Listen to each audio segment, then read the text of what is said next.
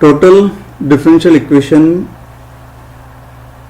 का पहला मेथड हमने देखा था कि बाय इंस्पेक्शन हम उस इक्वेशन को इंटीग्रल है तो हम इंटीग्रल फॉर्म में कन्वर्ट कर दें, रीराइट करके उसको इस तरह से लिख लें कि इजीली इंटीग्रेबल बन जाए, तो हमारा इंटीग्रेशन करके हम सॉल्व कर सकते हैं। यदि ऐसी क्वेश्चंस आ जाएं जिनमें इस तरह से आप नहीं बना पाते हैं तो एक टेक्निक है जिसकी सहायता से हम इन दूसरी टाइप के सवालों को सॉल्व कर सकते हैं, और वो है एक्सिलरी इक्वेशन बनाकर सॉल्व करना। तो पहले लिखते हैं हम if P D X plus Q D Y plus R D Z एक टोटल इक्वेशन है और वो इंटीग्रेबल है, इज इंटीग्रेबल। वो इंटीग्रेबिलिटी की जो कंडीशन है हमारी, ये इधर हमने मेंशन कर रखी है, ये आपको अच्छे से याद रखनी है कि ये कंडीशन ऑफ इंटीग्रेबिलिटी क्या है। तो यदि वो इंटीग्रेबल है तो देन इनकी जो एक्सिलरी इक्वेशन बनती है वो इस तरह से बनेगी, dx अपॉन ये जो ब्रैकेट है, t के आगे का ब्रैकेट को नीचे लिख दीजिए आप, q upon del z minus del r upon del plus 2d upon r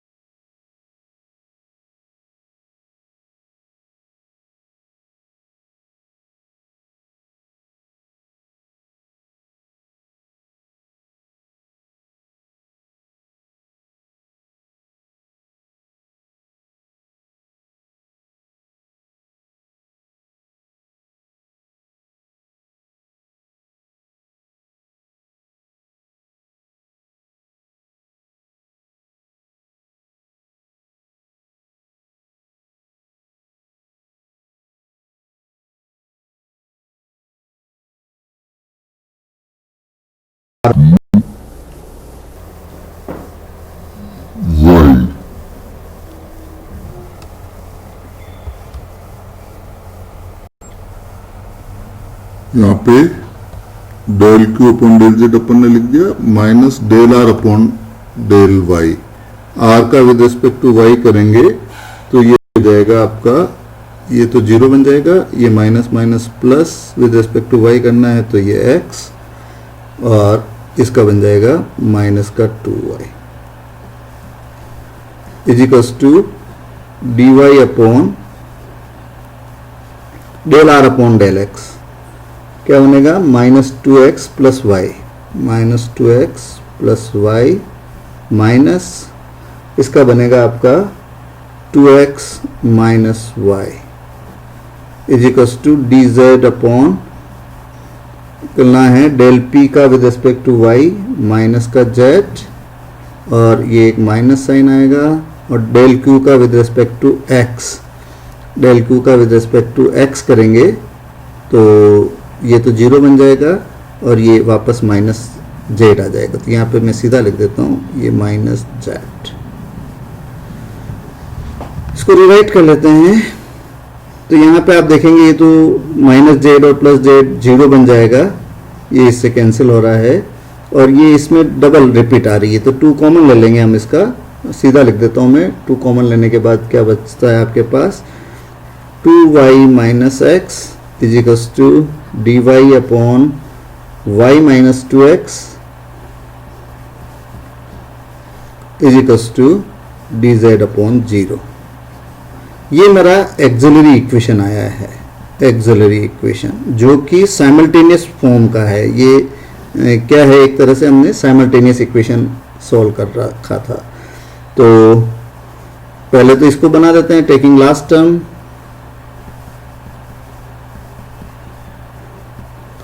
तो ये क्या बन जाएगा, D Z is equals to 0 हो जाएगा और जेड इज इक्वल्स टू मेरा क्या हो जाएगा, C1 कांस्टेंट ऑफ इंटीग्रेशन लगा देता हूँ। Taking first and second term, तो ये क्या इक्वेशन बन जाएगी मेरी, आप देखें तो इनको इससे गुणा करा देंगे और इसको इससे क्रॉस गुणा करा देंगे तो ये बन जाएगा y dx plus x dy minus 2x dx minus 2y dy is equals to 0। तो ऑन इंटीग्रेशन ये क्या बन जाएगा, X Y minus X square minus Y square is equals to C2।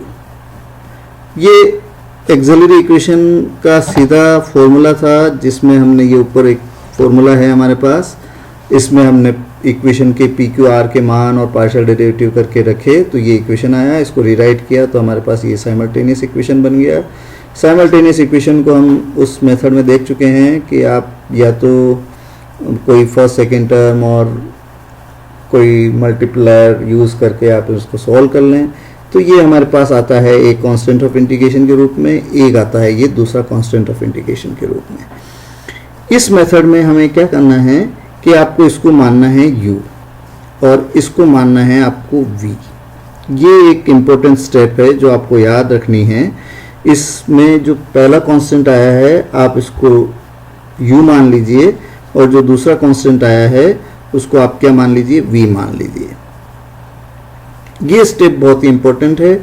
आप इसको डिफरेंशिएट करेंगे तो ये क्या बन जाएगा आपका, D Z is equals to D U बन जाएगा और ये इसको आप बनाएंगे तो क्या बनेगा, वापस वही y dx ऊपर लिखा हुआ है plus x dy minus 2x dx minus 2y dy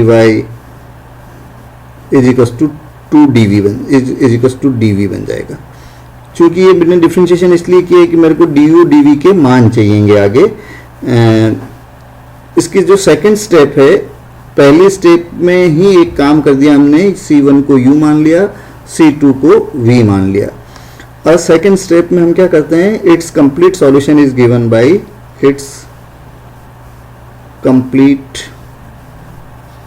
solution is given by, किससे मानते हैं हम, किससे दिया जाता है, a du ऊपर भी लिखा था मैंने plus b dv is equals to 0। किससे दिया जाता है, हम ये मानते हैं कि इसका कंप्लीट सॉल्यूशन इससे दिया जाता है। तो आप इसको लिख दीजिए, कैपिटल du की जगह हम क्या लिख सकते हैं, dz। इसको इक्वेशन नंबर लगा देते हैं ताकि हम किससे यूज कर रहे हैं वो पता चल जाएगा। ये इक्वेशन नंबर 1 जो ओरिजिनल था मेरा, इसको हमने माना है, इसको इक्वेशन नंबर 2 मान लीजिए, इसको माना था इसको इक्वेशन 3 मान लीजिए। यूजिंग 2 and 3 ये क्या बन जाएगा, ये देखिए du की जगह तो हमने dz लिख दिया और प्लस b इंटू dv की जगह हम ये पूरा लिख देंगे y dx plus x dy minus 2x dx minus 2y dy into dv की जगह ये आ गया इज इक्वल्स टू 0 आ गया आपके पास। यहां से आप और करके क्या करिए, dx की टर्म को एक साथ लिख दीजिए। यहां से जो dx की टर्म जहां जहां आ रही है वो साथ लिख दीजिए और dy की जो टर्म आ रही है उसको साथ लिख दीजिए और dz की जो टर्म आ रही है वो साथ लिख दीजिए। तो dz की तो एक टर्म है जिसको बाद में लिख देंगे, dx की टर्म यहां से देखिए क्या आ रहा है, ये b into y minus 2x into dx plus x minus 2y into ये b इसके साथ भी है और इंटू dy और plus a dz is equals to 0। ये मेरा इक्वेशन नंबर 4 बन गया। ये हम क्या कर रहे हैं, कंप्लीट सॉल्यूशन निकाल रहे हैं। a du plus b dv is equals to 0। du कहाँ से आया है हमारे पास, ये ऊपर से आया है, dv कहाँ से आया है, ऊपर से आया है। u और v क्या है, इसको हमने माना है u एक c1 है और v आपका c2 है। पहला सॉल्यूशन को u मान लीजिए, दूसरे सॉल्यूशन को v मान लीजिए, तो ये इक्वेशन इस तरह से आ जाएगा। तो आप अब तीसरे स्टेप में क्या करिए, जहां पे ये जो कंप्लीट सॉल्यूशन है वो इससे दिया जाता है, लेकिन a और b कहां से निकालेंगे, उसके लिए हम करते हैं कंपेयर 1 and 4। एक और 4 इक्वेशन को आप क्या कर लीजिए, कंपेयर कर लीजिए। तो आपके पास इधर dx का कोएफिशिएंट क्या है, b into Y minus 2x और उधर आपके पास क्या है 2xz माइनस yz। तो इसको भी आप क्या लिख दीजिए, z को कॉमन ले लें तो 2x माइनस z को कॉमन ले लीजिए तो ये y माइनस 2x बन गया। और यहां से क्या एम्प्लाई हो जाएगा आपके पास, b is equals to minus का z, y माइनस 2x से कैंसिल हो जाएगा और ये माइनस का z। और माइनस का z जो आया है आप ऊपर 2 से यूज करें तो वो किसके बराबर है, माइनस तो लगेगा ही, z जो है आपका u के बराबर है। तो यहां पे u कर देता हूं मैं यूजिंग 2। ये बहुत इंपॉर्टेंट स्टेप्स हैं जिनको आपको याद रखना पड़ेगा। और दूसरे कोएफिशिएंट को कंपेयर कराएं आप तो a इज इक्वल्स टू क्या आ जाएगा आपका, and a is equals to क्या आ जाएगा आपके पास,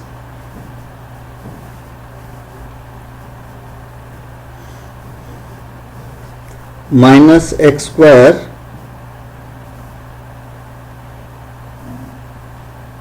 minus of X square plus Y square minus x Y, और ये कुल मिलाकर किसके बराबर हो जाएगा, minus of minus minus plus of v के बराबर हो जाएगा यूजिंग 3।